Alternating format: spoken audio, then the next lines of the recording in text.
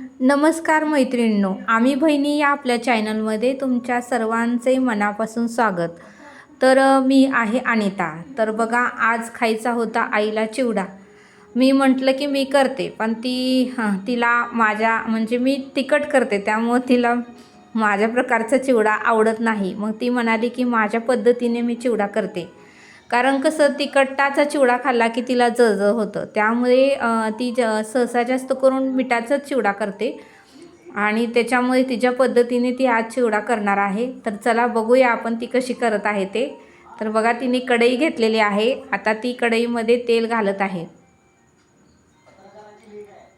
आता तेल जरा गरम झाल्यानंतर ती त्यामध्ये जिरे आणि मोहरी टाकणार आहे।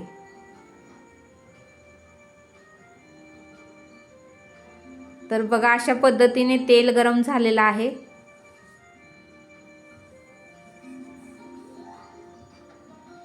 तिने आता डाळे, शेंगदाणे, हळद, मीठ असं सगळं काही एका डिशमध्ये काढून घेतलेलं आहे।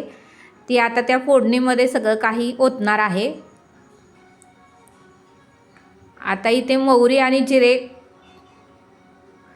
कडकडलेले आहेत। आता ती त्यामध्ये सगळं काही ओतून घेतलं बघा तिने। आता ती त्याच्यामध्ये कढीपत्ता घालणार आहे। अशा पद्धतीने तिने कढीपत्ताही घालून घेतला। मस्तपैकी अशी फोडणी तयार तिने केलेली आहे। आता बघा, ती सुंदर असा चिवडा आपल्यासाठी करणार आहे। तिच्या हातची चव मात्र वेगळीच असती। पोळ्या, भाकरी, चिवडा ही खूप एकदम सुंदर बनवती ती। मी जरी तिच्या पद्धतीने करायचं म्हणलं तरी मला काय तसा जमतच नाही, एवढं सुंदर ती बनवती। त्यामुळे तिला म्हटलं की तूच कर।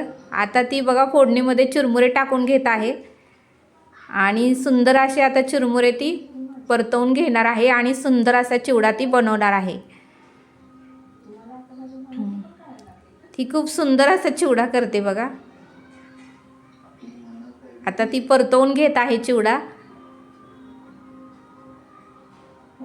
तर मैत्रिणींनो, तुम्ही पण अशा पद्धतीने चिवडा करून बघा, खूप सुंदर लागतो। 4-5 वाजता बघा, चहाच्या टायमाला आपल्याला काहीतरी खाऊ वाटतं, कारण उन्हाळ्याचे दिवस आहेत, जेवण जात नाही, त्याच्यामुळे चहा बिस्किट वगैरे खाल्ल्यानंतर काहीतरी तिखट पण खाऊ वाटतं। त्यावेळेस एक डिशभर जरी आपण चिवडा हा खाल्ला तरी खूप छान वाटतं बघा। नंतर तिने पिठी साखर घातलेली आहे। पिठी साखरमुळे थोडीशी चिवड्याला चव येते आणि अशा पद्धतीने तिखट वगैरे तिने काही घातलेलं नाही।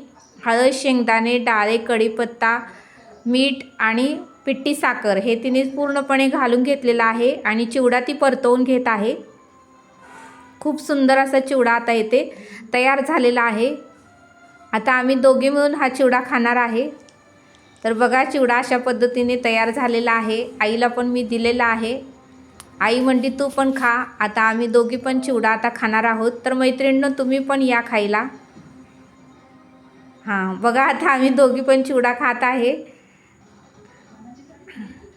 तिला मी थँक्यू म्हटलं, कारण तिने खूप सुंदर असा चिवडा मला बनवून दिला होता